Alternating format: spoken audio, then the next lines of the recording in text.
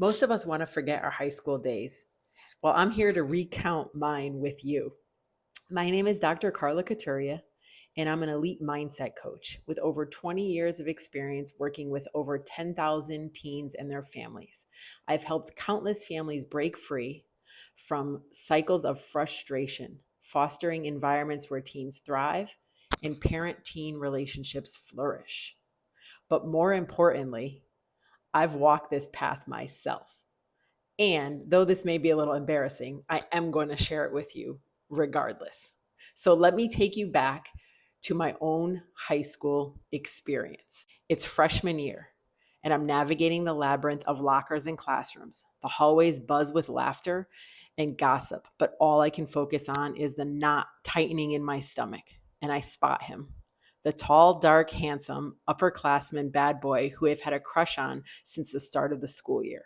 I've desperately wanted to connect with him, but something holds me back. A mix of fear and self doubt keeps me on the sidelines. I feel vulnerable, scared to share my true self, afraid of being rejected. So, what do? Tell myself that I will be rejected and engage in negative self talk. Have you ever felt that mix of excitement and nerves, wanting to step forward, but also at the same time feeling anchored in place? I was a teen searching for love in all the wrong places. I wanted a boy to like me. I was looking for that external validation and that acceptance. My parents tried their best, they really did.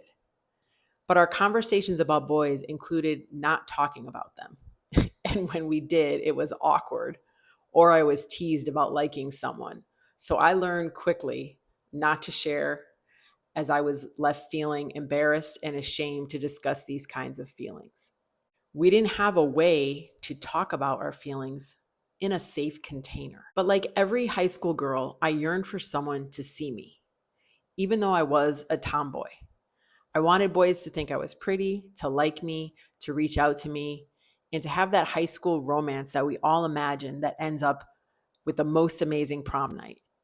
Without that support, I faced fears of failure, frustration with expectations, and challenges that seemed insurmountable. I thought the problem was me, that I was just different. No one understood me, or that boys weren't into me because I just wasn't good enough. I wasn't cool enough. I wasn't pretty enough. I wasn't experienced enough. I was nerdy or I was a jock. These were the stories I began telling myself out of fear of not knowing how to handle these situations and these emotions that came up. I was afraid to be vulnerable, which led me to give up on speaking to guys and only sticking to have sleepovers with my girlfriends, which were my teammates. It was a lot of fun, but it was definitely something that held me back and held back my growth. Fast forward 20 years. I did everything that I was supposed to do. I got married to a guy who, on paper, was a good match for me. I became a teacher with a master's and furthered my educational reach by getting a doctorate and becoming a school leader. But I still had never found that sense of self worth and fulfillment within myself, and I carried that into my marriage. I'm sure some of you can relate to this. It wasn't until I connected with a coach that things began to change. I hired him to mend my marriage and quickly realized the real issue wasn't my relationship with my husband, it was my relationship with myself. I thought I'd be working on improving my communication with my husband and instead worked on my self worth, my mindset, and filling the void I'd carried ever since my teen years. This revelation transformed my life. It led me to divorce and ignited a passion in me to bridge the gap between teens and their parents, to foster relationships built on trust and mutual growth.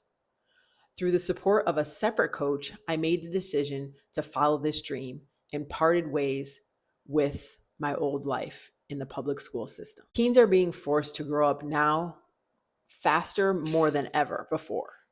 There's much more distraction and there's things preventing them from developing independence and emotional maturity. Even though we all have this connectivity in our lives, so many of us are walking around like zombies and don't really even know who we are, where we are, what to do with our lives.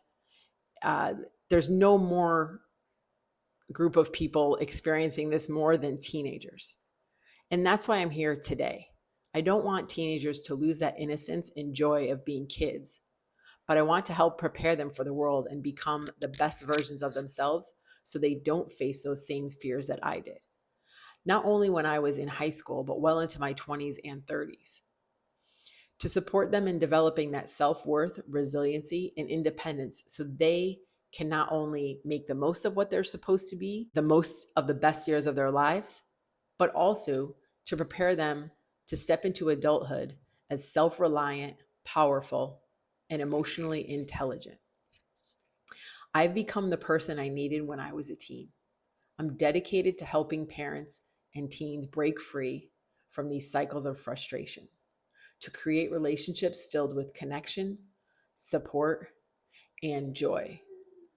Now, let's dive into some secrets I've developed along the way.